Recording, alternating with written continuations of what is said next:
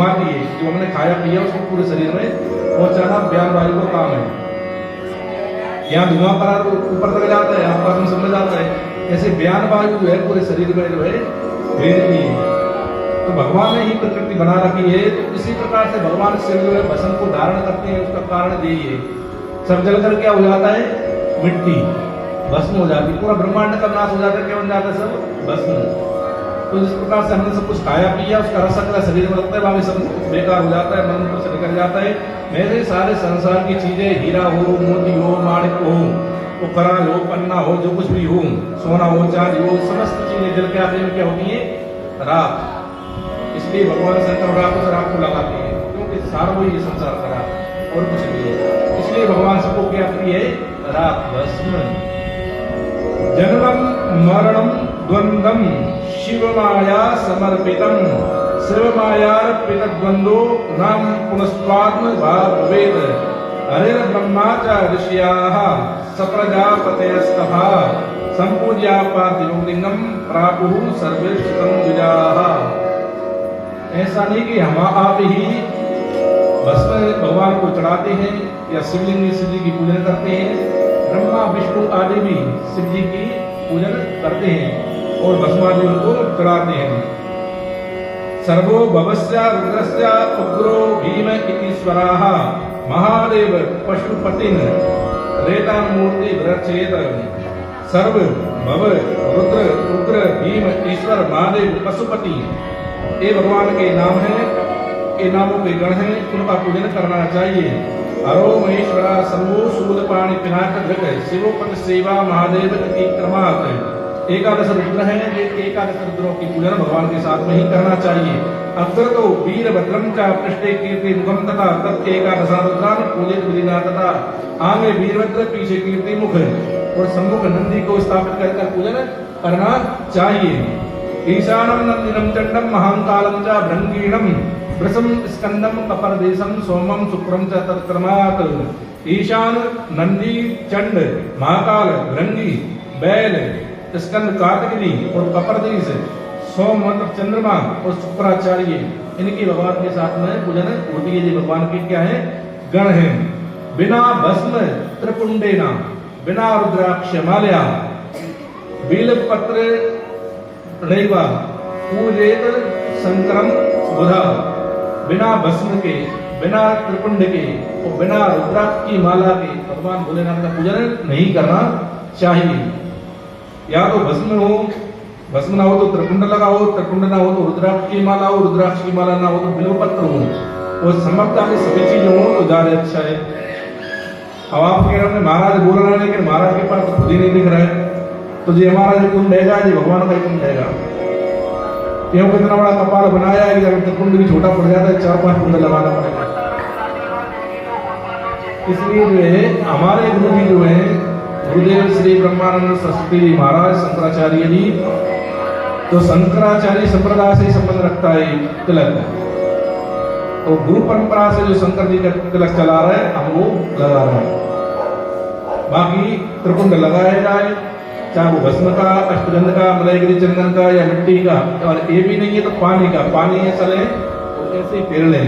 आजकल भीषण भी चल रही ना, कई ऑफिस ऐसे हैं, कई वर्क प्लेस ऐसे हैं कि जहाँ पर जो है भाई आरती बांध कर नहीं जाने देंगे, चंदन लगाकर नहीं जाने देंगे, स्थिति ऐसी बना रखी है, धोती पहन कर नहीं जाने देंगे, इंग्लिश बोलना नहीं आता वो भाई नहीं जा सकते, है ना, क्या करें।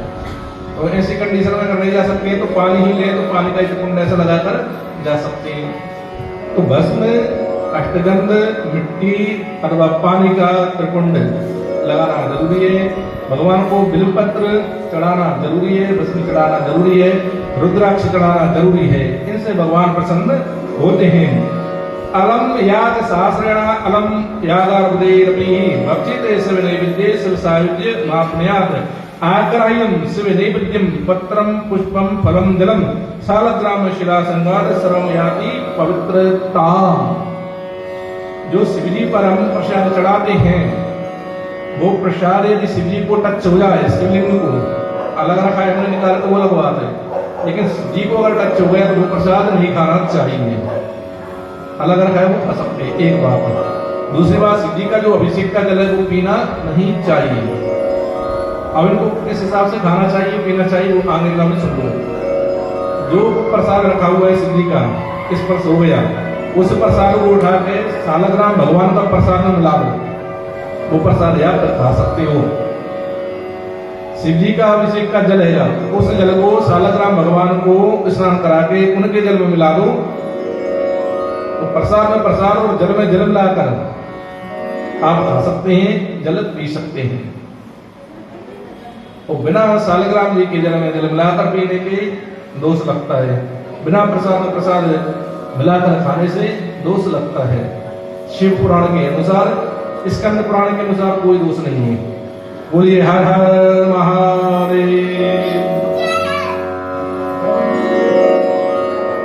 लिंगो परिचय द्रव्यम तद्ग्राह्या मुनीश्वरः सुपवित्रं च तद्गेयं यल्लिंगं स्पर्शवायतः शैवं नाम यथा गंगा विभूतिर् यमुना मता रुद्राक्षं विना प्रोक्ता सर्वपाप विनाशिनी पापानां हरणे शंभुर् नाम्ना शक्तिर् पावनी शक्नोति पातिकं तावत् कर्तुं नापि नरः उचित। श्लोक तो सभी आपके काम के ही बोल रहे हैं और आपके लिए बोल रहे हैं। अब आप ध्यान दें अथवा ना दें, ये आपके ऊपर है। शैवम नाम यथा गंगा, इसका मतलब ये नहीं है कि शिवलिंग अपवित्र होता है। महाराज अभी तो कह रहे थे शिव जी को टच करने से कोई बुराई नहीं है। कुंवारी कन्या से लेकर माता जो जानवर वाली हो चुकी है उनको भी पूजन करना चाहिए। कारण ये है कि चंड मुंड, कहीं प्रचंड, कहीं मणिवर, कहीं वीरभद्र, कहीं कीर्ति भगवान के साथ में तो भूत प्रेत भी रहती हैं और भूत प्रेतों को शांति रहती है। बताइए आप, उन्हें शांति रहती है क्या? उन्हें शांति नहीं रहती है। आपने चढ़ाया, उन्हें पाया। अब कहीं के भूत प्रेत का झूठा खा लोगे तो ऐसा नहीं है। स्कंद पुराण के द्वारा, स्कंद पुराण में लिखा है कि आप खा भी सकते हैं, कोई बुराई नहीं है। शिव पुराण में सावधानी के लिए बोला है, तो इसका एक कारण यह है कि आप शिव की पूजन ना करते रहे। सालग्राम के प्रसाद में मिलाओगे तब सालग्राम जी को भी पूजोगे। सालग्राम जी कौन है? कौन है? विष्णु, राम। क्या बोलते हैं? और एक को पत मत सबाई कायो कर जोड़ी शंकर भजन बिनान भक्ति न पावहि मोई। भगवान क्या कहते हैं कि शंकर के भजन के बिना मेरी भक्ति नहीं मिलती है। तो पहले क्या करोगे? क्या बोल रहे हैं? शंकर के भजन करो।